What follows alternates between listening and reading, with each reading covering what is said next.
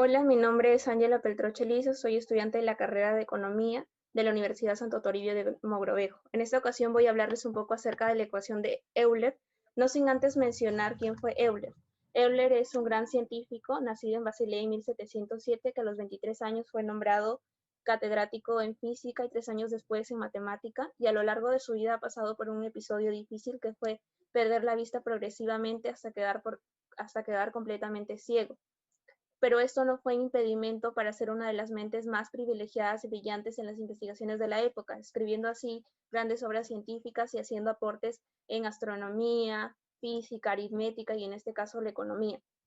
Es por ello que, gracias a su trabajo, hoy en día las cuestiones matemáticas y físicas se pueden representar en términos aritméticos.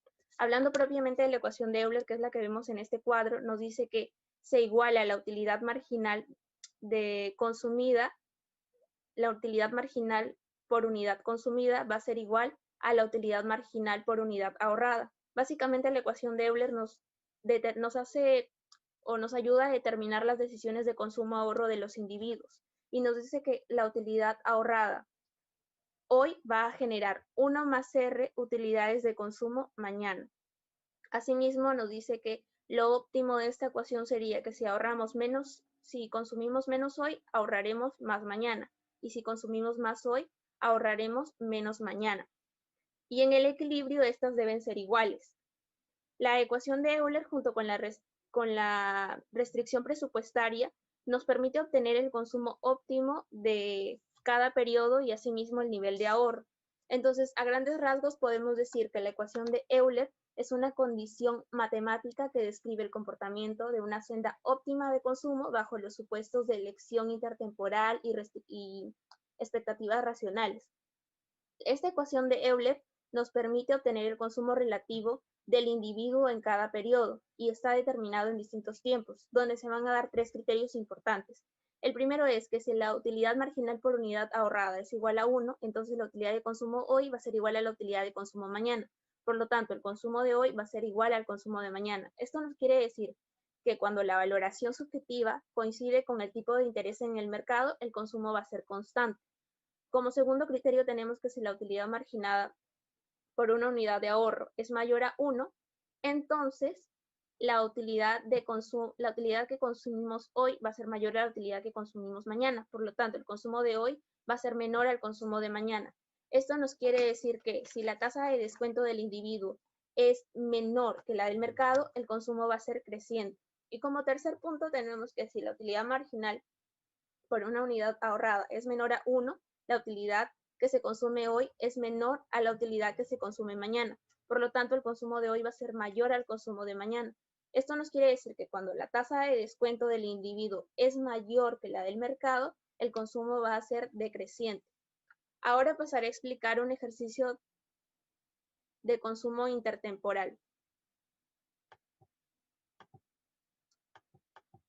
Este ejercicio nos dice que si Silvia mantiene un ingreso presente de 1.000 soles y un ingreso futuro de 800, nos pide normalizar los precios del consumo presente y del consumo futuro a 1 y la tasa de interés real la vamos a denotar con R, suponiendo que R va a ser mayor que menos 1. Si la función utilidad de Cook-Douglas de la forma U respecto a C sub 1 y C sub 2, que es el consumo de hoy y el consumo de mañana, es igual a C sub 1 por C sub 2. Nos pide en el inciso fundamental la tasa de interés de Silvia si consume al menos 500 unidades en el presente y 400 unidades en el futuro. Tenemos que el ingreso en el presente es igual a 1.000, el ingreso en el futuro es igual a 800. Y C sub 1 W va a ser mayor o igual a 500 y C sub 2 W va a ser mayor o igual a 400. Como la función de utilidad de Cook-Douglas se cumplen todas las restricciones del problema de maximización de utilidad walrasiano, entonces decimos que en el óptimo se va a cumplir que la tasa marginal de sustitución va a ser igual a los precios relativos.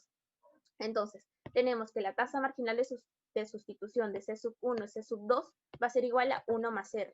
Si dejamos C sub 2 sobre C sub 1 va a ser igual a 1 más R. Despejando C sub 2 nos va a quedar 1 más R sobre el consumo de hoy. Y al ser monótonas, la restricción presupuestaria debe cumplirse con la siguiente igualdad. 1 más R por el ingreso de hoy más el ingreso de mañana lo vamos a igualar a C sub 1W, igual al ingreso de hoy sobre 2 más el ingreso de mañana sobre 2 por 1 más R. El ingreso de hoy era 1.000, sobre 2 más el ingreso presente más 800, que era el ingreso futuro, sobre 2 por 1 más R mayor o igual a 500, que era el consumo en el presente. 500 más 1000 sobre 2, 500. 800 sobre 2, 400 sobre 1 más R va a ser mayor o igual a 500. Esto nos quiere decir que al menos se va a consumir 500 en el presente. En la segunda ecuación tenemos que C sub 2, W es igual a 1 más R por el ingreso del presente sobre 2 más el ingreso futuro sobre 2 va a ser mayor o igual a 400. 1 más R sobre 500, porque era el ingreso presente 1000 sobre 2, nos va a dar 500, el ingreso futuro 800 sobre 2, 400, va a ser mayor o igual a 400. Entonces nos dice que se consumirá al menos 400 en el consumo futuro, sin importar el valor de R, puesto que en la premisa nos decían que R iba a ser mayor o igual que menos 1. Ahora, si derivamos el consumo presente sobre el ingreso, va a ser mayor que 0. Y si derivamos de igual manera el consumo futuro sobre respecto al ingreso, va a ser mayor a 0. Entonces nos quiere decir que siempre serán positivos. Es por ello que los bienes van a ser normales. Y si derivamos C sub 1 W sobre o respecto a la R, que es la tasa de interés, este va a ser menor a 0. Quiere decir que va a ser ordinario. Como inciso B tenemos que, dada cierta tasa de interés, Silvia es ahorradora. En una gráfica de consumo tenemos que mostrar el efecto sustitución, el efecto ingreso neto y el efecto total de un aumento en la tasa de interés. Si tenemos que el ahorro es mayor a 0, entonces el ahorro va a ser positivo. Y según la ecuación de Slutsky, para efectos directos tenemos que, si derivamos el consumo presente sobre la tasa de interés, va a ser igual al consumo futuro sobre la tasa de interés más, esta va a ser compensada y esta de aquí va a ser normal. La derivada del consumo presente sobre respecto al ingreso presente por el ahorro. Entonces, como esta de aquí, según la ley de demanda compensada, este va a ser negativo. Y esta de aquí va a ser positivo. Entonces, menos por más nos da menos. Luego tenemos que, si derivamos el consumo futuro respecto a la tasa de interés, va a ser igual a la derivada del consumo futuro compensada respecto a la tasa de interés, más la derivada del consumo futuro normal sobre o respecto al ingreso por el ahorro. Y esto nos va a dar, como esta derivada compensada, según la ley de demanda compensada va a ser positiva y esta de normal también va a ser positiva, entonces nos va a dar más por más positivo.